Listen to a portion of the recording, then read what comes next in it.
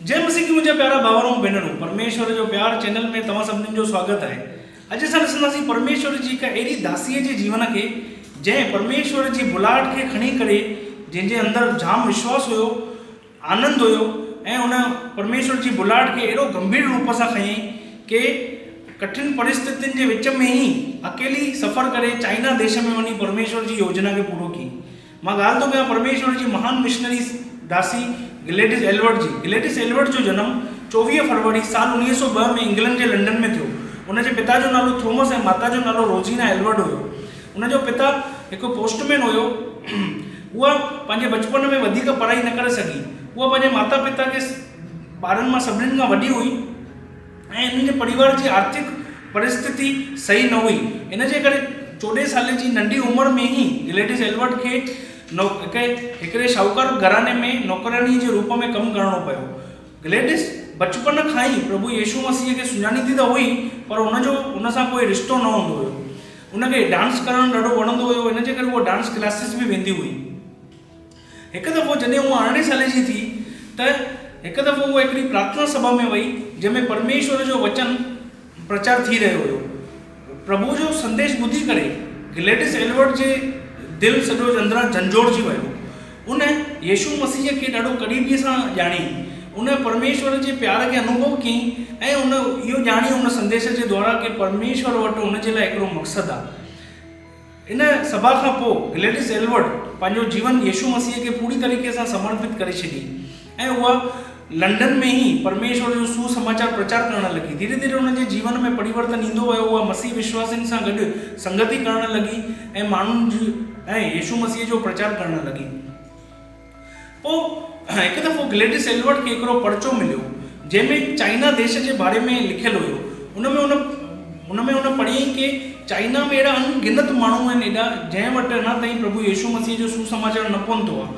इहा ॻाल्हि ॿुधी करे ग्लेडिस एल्बर्ट जे दिल में ॾाढो भार पैदा थियो कि मां के इन्हनि माण्हुनि ताईं यीशु मसीह जो सुसमाचार पहुचाइणु ॾाढो ज़रूरी आहे।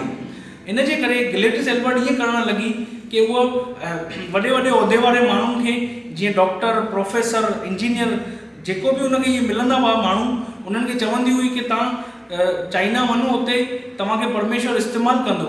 उन्हनि खे मिनतूं कंदी कि तव्हां चाइना वञो, परमेश्वर तव्हांखे इस्तेमालु कंदो ऐं मां तव्हांखे नौकरानीअ जो कमु करे जेको मां कमाईंदमि उन जे द्वारा भी मां तव्हांखे सपोर्ट कंदमि, खाली तव्हां चाइना वञी करे प्रभुअ जो सुसमाचार उते फैलायो। माण्हू उनखे पागल सम्झंदा हुआ। इहे चङा साल ईअं कंदी रही, पर केर भी उन जी ॻाल्हि ॿुधंदो न हुअसि। हिकु दफ़ो उन पंहिंजे भाउ खे लॉरेंस खे, जेको हाणे जवान थी वियो हुयो, उनखे चयईंसि कि भई लॉरेंस तूं चाइना वञ, मां तोखे सपोर्ट कंदीमांइ, उते तूं वञी करे प्रभुअ जी सेवा कर। पर लॉरेंस उनखे ईअं चवणु लॻो कि अगरि चाइना वञणु एॾो ज़रूरी आहे, तूं एॾो माण्हुनि खे चईं थी, मूंखे चईं थी, त तूं छो न थी वञी।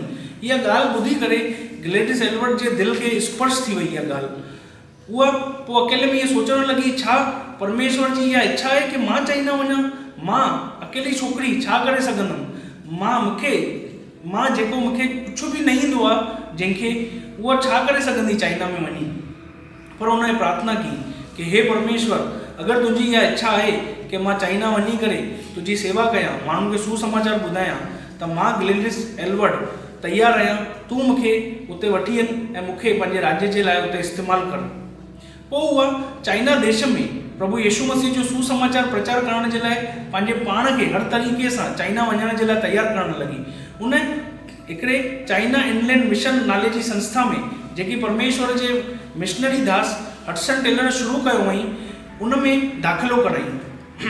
इहा संस्था माण्हुनि खे तैयार कंदी हुई कि उहे प्रभु यीशु मसीह जो सुसमाचार खणी करे होॾे चाइना देश में वञनि ऐं उते परमेश्वर जी सेवा कनि। पर कुझु समय खां पोइ ग्लेडिस एल्बर्ट खे संस्था मां हिकिड़ो पत्र आयो जंहिंमें लिखियलु हुयो कि तूं मिशनरी जे रूप में चाइना वञण जे योग्य न आहीं, छोकी तूं एॾी पढ़ाई न कई अथई ऐं तोखे चाइनीज़ भाषा इन करे तूं न सिखी सघंदी आहीं ऐं तूं उते सेवा न करे सघंदी आहीं। इहा ॻाल्हि ॼाणण खां पोइ ग्लेडिस एल्बर्ट अंदरां टुटी पई ऐं निराश थी वई, पर उन हिमत न हारी। उहा परमेश्वर खां प्रार्थना कंदी रही ऐं चाइना में वञण जे लाइ कोशिशूं कंदी रही। पोइ उनखे किथां ख़बर पई कि चाइना में हिकिड़ी वृद्ध मिशनरी जंहिंजो नालो जीनी लॉसन, उनखे हिकिड़ी जवान मिशनरी दासीअ जी ज़रूरत आहे ताकी उहा उनजो उते वञी करे हथ पटाए ऐं उते प्रभु जी उहो ॿई मिली करे सेवा कनि। ग्लेडिस एल्बर्ट इहो ॼाणण खां पोइ आनंद सां भरिजी वई ऐं उहा तयारु थी वई उते वञण जे लाइ। पर हाणे संघर्ष वारी ॻाल्हि इहा हुई की उहा हाणे हितां वञे कीअं। जहाज जे द्वारा वञणु ॾाढो उन जे लाइ नामुमकिन वांगुरु हुयो, छोकी उन जी टिकट ॾाढी महांगी हुई। पोइ उनखे ख़बर पई कि हिकिड़ी ट्रेन यूरोप खां रशिया थींदे चाइना वेंदी आहे, पर उन ट्रेन जी टिकट जा बि पैसा उन वटि न हुया ऐं इन ट्रेन जो सफ़र बि ॾाढो चङो लंबो हुयो। पर उन प्रार्थना कई, उन जाम महिनत कंदी रही, नौकरानी जे रूप में कमु करणु उन जारी रखी ऐं पैसा गॾु करणु लॻी ऐं उन पंहिंजा कीमती जूता बि विकिणे छॾी ताकी अञा मां पैसा गॾु कयां। ऐं जाम महिनत कई, थोरो टाइम गुज़रियो ऐं पंहिंजे पाण खे उन भाई प्रभु जे वचन जो ज्ञान हासिल करण जे लाइ बि तयारु की, प्रार्थना की पवित्र आत्मा कि मूंखे तूं वचन सेखार। ऐं हिकु समय आयो जॾहिं पैसा गॾु थी विया ऐं उहा आख़िरकार उन ट्रेन जी टिकट वरितई ऐं पंहिंजे परिवार खे अलविदा चवंदे आख़िरकार उन चाइना वञण जो पंहिंजो सफ़र ट्रेन जे द्वारा शुरू की। ट्रेन जॾहिं यूरोप खां वञे पई तेसि ताईं सभु कुझु सही हुयो, पर जॾहिं ट्रेन रशिया में पहुती उन वक़्तु रशिया ऐं चाइना जे विच में युद्ध चालू हुयो। जॾहिं रशिया में ट्रेन पहुती त सॼी ट्रेन सैनिकनि सां भरियल हुई, छोकी सैनिक उतां खां युद्ध भूमि वञी रहिया हुआ। उनखे सैनिक ग्लेडिस खे चवणु लॻा तूं हिते ई लही पओ, असां युद्ध भूमि वञी रहिया आहियूं, पर उहा उन्हनि जी ॻाल्हि न ॿुधई। आख़िरकार हिकु जॻह जंहिंजो नालो हुयो साइबेरिया, उते उन्हनि ग्लेडिस एल्बर्ट खे आख़िरकार हेठि लाहे छॾियो ऐं उहा जॻह ॾाढी थधि सां भरियल हुई ऐं ग्लेडिस एल्बर्ट अकेली पंहिंजो सामान खणंदे खणंदे हलंदे चङो सफ़र कंदे उन थधि में आख़िरकार उहा विच रस्ते ते बेहोश थी वई। पोइ उन पंहिंजी अखियूं खोली त उन ॾिठई कि रशिया जे अधिकारियुनि उनखे गिरफ़्तार करे छॾियो आहे ऐं उनजो पासपोर्ट चेक पिया कनि, उनखां जाम पुछताछ कयूं। पोइ उन्हनि ग्लेडिस खे बंदी ठाहे करे हिकिड़े कमरे में बंदि करे छॾियो। पर उन वक़्त में उन परमेश्वर खां प्रार्थना की कि प्रभु तूं मूंखे चाइना जे लाइ घुरायो अथई, तूं मूंखे हितां आज़ादु कराए।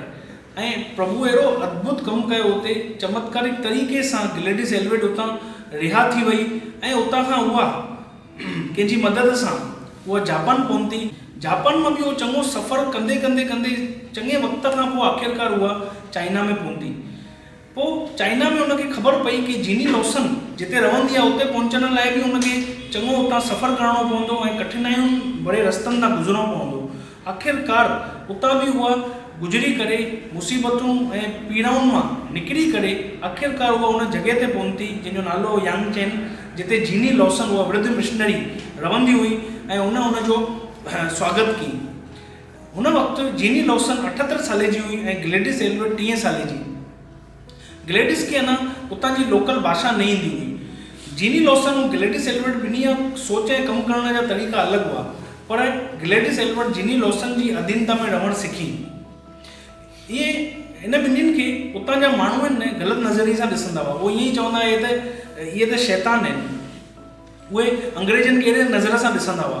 पर उन्हनि ॿिन्हिनि प्रार्थना कई कि हे प्रभु तूं असांजी मदद कर कि असां हिन माण्हुनि खे तुंहिंजो सुसमाचार कीअं ॿुधायूं। ऐं परमेश्वर जीनी लॉसन खे हिकु ॾाढो अद्भुत सुझाव ॾिनई कि तव्हां खच्चरनि जे लाइ धर्मशाला ठारायो।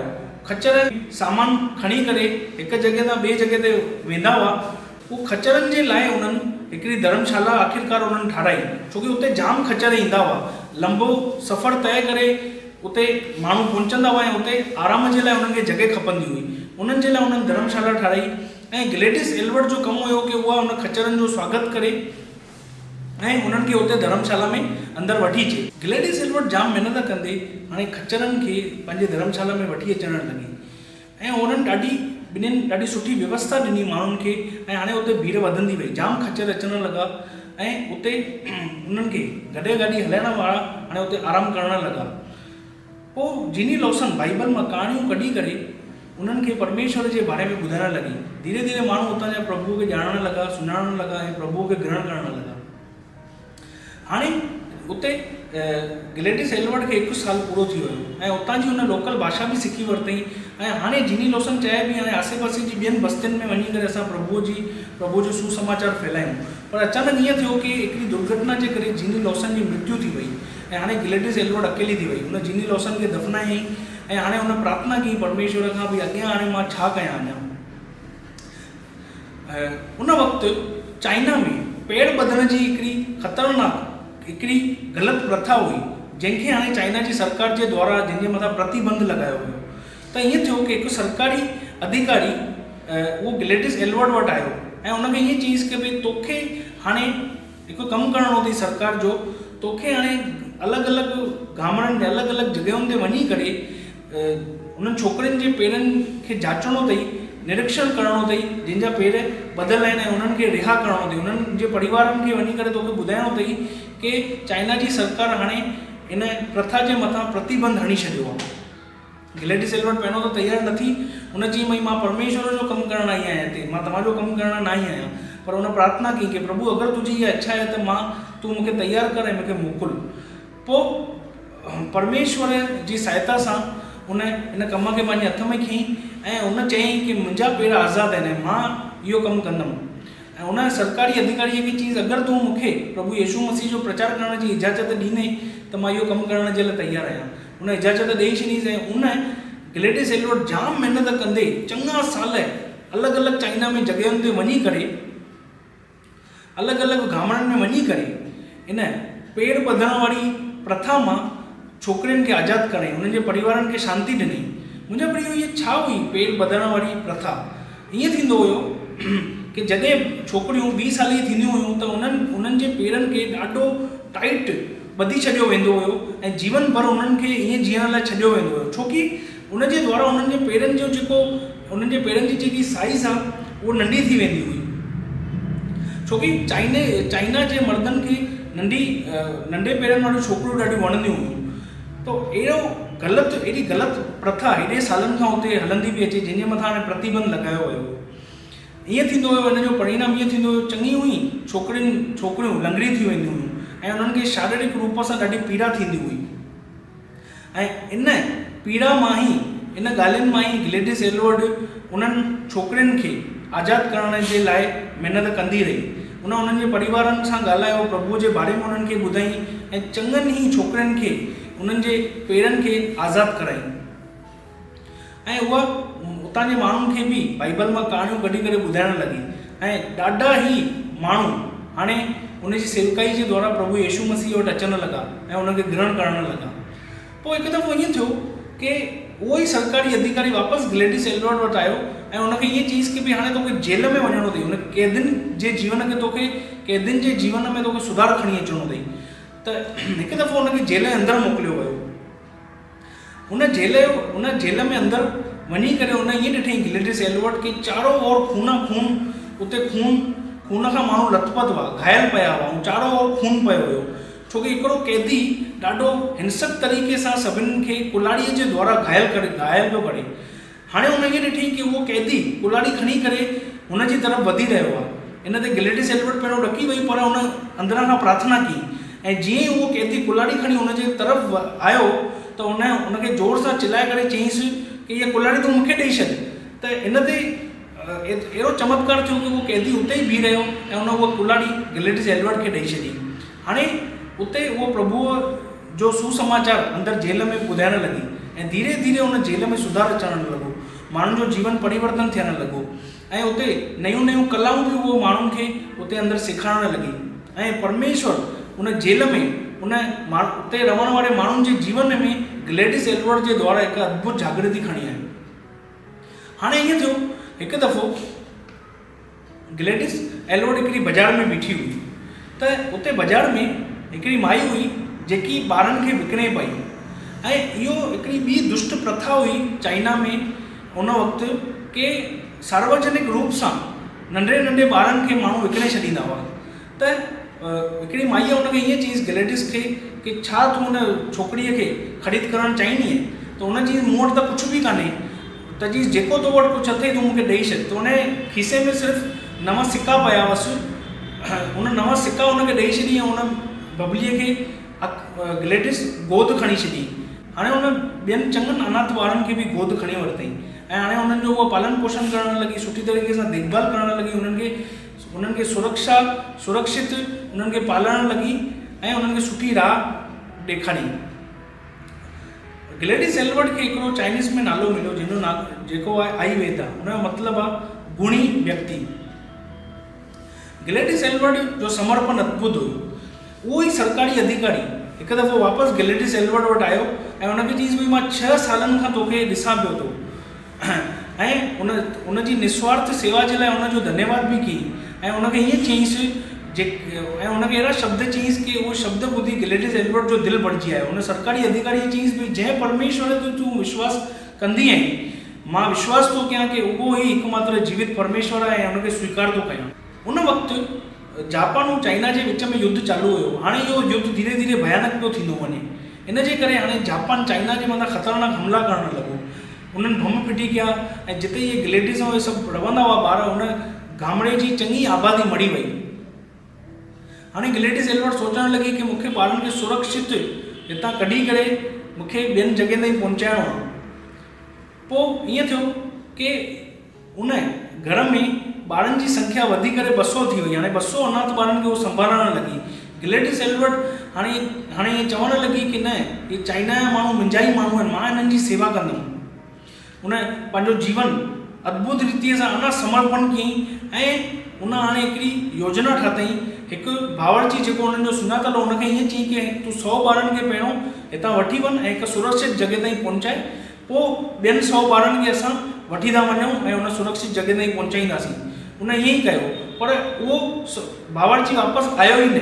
हाणे ॿिया जेके 100 ॿार हुआ उन्हनि खे खणी करे ग्लेडिस एल्बर्ट पाण अकेली ई अलॻि कठिनाइयूं ऐं मुसीबतुनि मां निकिरंदे सफ़र करणु लॻी। उहा घायल थी वई, थकिजी पई, पर उन हिमत न हारी। प्रभु जे मथां भरोसो रखंदे हिननि ॿारनि खे उहा अॻियां खणी करे वधंदी रही। पोइ हिकु जॻह ताईं उहे अची पहुता जिते नदी हुई। हाणे उन्हनि खे इहा नदी पार करणी, पर ग्लेडिस एल्बर्ट हाणे ताईं उहा अंदरां निराश थी वई ऐं टुटी पई ऐं ॾाढी उहा घबराइजी वई। इन जे करे हाणे हुन ॿारनि मां ई हिकिड़ी बबलीअ हुनखे ईअं चईसि कि इहा ॻाल्हि, इहो जिते हाणे असां आहियूं, इहा जेकी नदी आहे, इहा ॻाल्हि त मूसा जी कहाणीअ खां मेल थी खाए। इहा लाल समुंद्र वांगुरु आहे ऐं तूं मूसा वांगुरु आहीं। त ग्लेडिस एल्बर्ट अविश्वास ऐं निराशा में जोर सां पुकारींदे ईअं चईसि, ना ई इहो लाल समुंद्र आहे, ना ई मां मूसा आहियां। पर हुन बबलीअ चईसि, पर परमेश्वर त उहो ई आहे न, परमेश्वर त उहो ई आहे।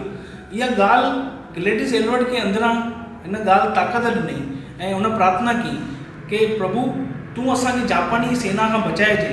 4 ॾींहंनि ताईं उहे बुख ते रहिया ऐं जापानी सेना खां परमेश्वर उन्हनि जी सुरक्षा कई ऐं उन्हनि खे हाणे परमेश्वर कुझु माण्हुनि जे द्वारा उहा नदी पार कराई।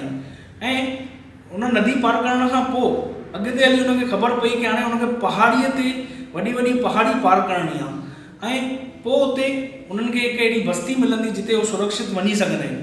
पोइ उहे पहाड़ियूं पार करे ॿारनि खे 100 ॿारनि खे संभालींदे उहा वठी वई ऐं आख़िरकार हिकिड़ी बस्तीअ में पहुती ऐं उते हिकिड़े घर जे दरवाजे ते पहुती ऐं उते उन्हनि खे हिकिड़ी पनाह मिली। ईअं करे उन 100 ॿारनि खे संभाली, उन्हनि जी मदद करे उते उन्हनि खे उन सुरक्षित पहुचाई। उहा पंहिंजे जीवन में चङनि ई अनाथ ॿारनि जे लाइ आशीष जो कारण ठही। पोइ उन चङनि ई जॻहियुनि ते पंहिंजे जीवन में अॻियां सुसमाचार पहुचाई। सियान में, तिब्बत में, जाम ॿियनि जॻहियुनि ते, अलॻि अलॻि बस्तियुनि में जंहिंखे बि प्रभु उन वटि मोकिलींदो हो उनजी सेवा कंदी हुई। ऐं जंहिं माण्हुनि खे कोढ़ थी वियो, कोढ़ जी बीमारी, उन्हनि जे विच में बि उहा वञी करे सेवा करणु लॻी। उन जाम अनाथालय ठाराई ऐं पंहिंजो जीवन ईअं ई प्रभु जी सेवा कंदे आख़िरकार साल 1970 3 जनवरी जे ॾींहं ते हमेशह जे लाइ उहा इहा धरती छॾे करे प्रभु यीशु मसीह वटि रहण जे लाइ अनंत जीवन में दाख़िल थी वई। मुंहिंजा प्रियो, छा थो सिखणु मिले असांखे ग्लेडिस एल्बर्ट जे जीवन खां कि जीअं हुन परमेश्वर जी बुलाहट खे गंभीर रूप सां हुन खयईं ऐं परमेश्वर जे मथां विश्वास कंदे, परमेश्वर सां प्यार रखंदे ऐं हर समय परमेश्वर खां प्रार्थना कंदे पंहिंजो जीवन गुज़ारी। अगरि असां बि ग्लेडिस एल्बर्ट वांगुरु ईअं ई असां बि हर ॻाल्हि जे लाइ परमेश्वर जे मथां निर्भर रहंदासीं पंहिंजे जीवन में ऐं प्रभुअ सां प्यार कंदासीं, माण्हुनि जे प्रति असांजो दिलि साफ़ हूंदो, माण्हुनि जी सेवा जे लाइ तयारु हूंदासीं, त असांजे द्वारा बि परमेश्वर जीअं ग्लेडिस एल्बर्ट जे द्वारा हुते बेदारी खणी आयो, असांजे द्वारा बि प्रभु अद्भुत रीतिअ सां माण्हुनि जे जीवन में सुंदरता, बेदारी ऐं चंगाई खणी ईंदो, जंहिंजे विच में हुन असांखे रखियो अथई। बसि असांखे बि ग्लेडिस एल्बर्ट वांगुरु हिकु ॾाढो ज़बरदस्त तरीक़े सां समर्पण करिणो आहे जीअं हुन कई। परमेश्वर ग्लेडिस एल्बर्ट जे जीवन खां तव्हां सभिनीनि खे आशीष ॾे। जय मसीह।